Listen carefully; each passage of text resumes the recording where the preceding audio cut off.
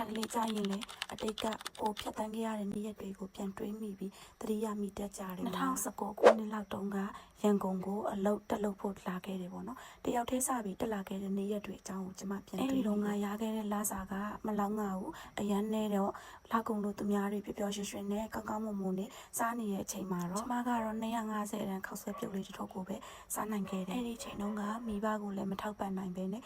ဒီခောက်ဆွဲပြုတ်လေးစားရတဲ့ဘဝနဲ့မျက်ရည်တွေနဲ့ပဲဘဝကိုဖြစ်တိုင်း storytelling ပြောနေတာဆိုခွေးတွေကလာဟောင်းနေရလောက်ကြအောင်အခက်ခဲတွေနဲ့ပြောင်းလဲတွေကြားမှာအချိန်ချင်းလေးကြပြီးတော့ငိုခဲ့ပူပေမဲ့ကျမအရှုံးမပေးခဲ့ပါဘူးကိုပြန်ပြီးတွန်းအားပေးရင်းနဲ့တိတိစိတ်စူးစမ်းခဲ့လို့ခုဆိုရင်အောက်ခြေဝင်တဲ့ဘဝကနေ assistant manager ရာထူးထိအောင်မြင်အောင်ရှိုင်လိုက်နိုင်ခဲ့ပါအောက်ခြေ level ကနေဒီနေရာထိရောက်အောင်ဘလို့စိတ်ဓာတ်မျိုးနဲ့ပြင်ဆင်ခဲ့ရလဲအရင်ကကိုယ်တိုင်လည်းဘယ်လောက်ထိအမားတွေရှိခဲ့ပူပြီးတော့အစိုးတွေကြုံခဲ့ရလဲအခုအချိန်မှာဘလို့မျိုးတွေရင်ကျက်လာလဲဆိုတဲ့ဟာကိုကျမရဲ့ဖြတ်သန်းမှုနဲ့ပတ်သက်တဲ့အတွေ့အကြုံခက်ခဲတွေကိုနောက်ပိုင်းဗီဒီယိုတွေမှာလည်းအသေးစိတ်လေးပြန်လဲမျှဝေသွားပါဦးမယ်ရှင်။ဒီမှာတော့အဲ့ဒီခါတည်ခဲ့တဲ့မှတ်တရတွေကကျမကိုပိုပြီးကြန့်ခိုင်လာစေတဲ့ခွန်အားနေဖြစ်သွားခဲ့ပါအခုအချိန်လေးတစ်ခုကြောင့်စိတ်သက်သာနေရတဲ့မိန်းကလေးတွေရှိရင်လည်းအရှုံးမပေးဘဲနဲ့ဆက်ကြိုးစားကြပါအောင်လို့ခွန်အားတွေပေးချင်ပါတယ်။ဘဝရဲ့ရိုးရှင်းတဲ့နေ့စဉ် diary လေးတွေကိုအတူတူဖြတ်သန်းဖို့အကောင့်လေးကို follow လုပ်ပြီးစောင့်ကြည့်ပေးပါအောင်နော်။အားလုံးဘိုင်ဘိုင်ပါ။